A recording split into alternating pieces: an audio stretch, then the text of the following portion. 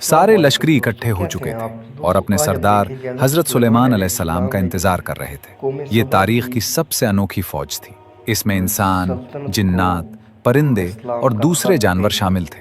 यहाँ तक कि हवा भी सुलेमान अलैहिस्सलाम के ताबे थी। इंसानी फौज में प्यादा और घड़सवार लश्करी थे। जिन्नात की फौज इंसानी आंखों से ओझल रहती थी।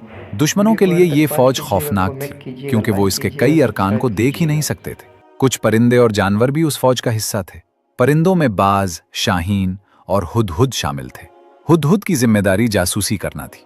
वो दूर दूर तक उड़कर दुश्मन की खबरें लाता और फौज को आगाह करता। इसी दौरान देखा गया कि हुदहुद गायब है। जब हजरत सुलेमान अलैहिस्सलाम आए तो उन्होंने भी हुदहुद की गैर मौजूदगी महसूस की। असल में हुदहुद उस वक्त सबा की रानी की सरजमीन पर था। उसने लंबा सफर तय किया था और उसे महसूस हो रहा था कि वो किसी अहम खबर के पीछे जा रहा है। वहां मौजूद एक और हुदहुद से उसने पूछा, ऐ खूबसूरत हुदहुद, क्या तुम मुझे बता सकती हो कि यहाँ क्या हो रहा है? दूसरे हुदहुद ने जवाब दिया, लोग रानी सबा से मिलने जा रहे हैं। वो एक तकरीब करने वाले हैं जिसमें सब सूरज को सजदा करेंगे। हजरत सुलेमान अलैहिस्सलाम के जासूस परिंदे को यकीन हो गया कि उसका शक दुरुस्त था।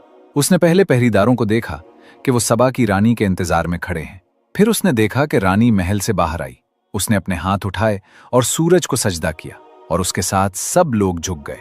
हुदहुद ने यह सब देखा और सोचने लगा कि हजरत सुलेमान अलैहिस्सलाम इस खबर पर क्या रद्द-ए-अमल देंगे। उसने फैसला किया कि उसे ही पहले बोलना चाहिए। उसने अपने सरदार से बहुत कुछ सीखा था और जानता था कि सुलेमान अलैहिस्सलाम का दिल जीतने का बेहतरीन तरीका साफ और सच्ची बात करना है। मेरे मालिक, मैं आपके लिए एक दूर दराज मुल्क की एक ऐसी कौम की अहम खबर लाया हूं जिसके बारे में आप नहीं जानते। मैंने देखा कि सबा की एक औरत अपनी कौम पर हुकूमत करती है। वो एक अजीम तख्त पर बैठती है और उसके पास सब कुछ है जो किसी हुक्मरान के पास हो सकता है। हुदहुद ये जाहिर कर रहा था कि उसकी देर से आने की वजह अहम थी। वो एक हसास मिशन पर था। हजरत सुलेमान अलैहिस्सलाम ने फरमाया, यकीनन हमें जांचना चाहिए कि तुम जो कह रहे हो वो सच है या नहीं।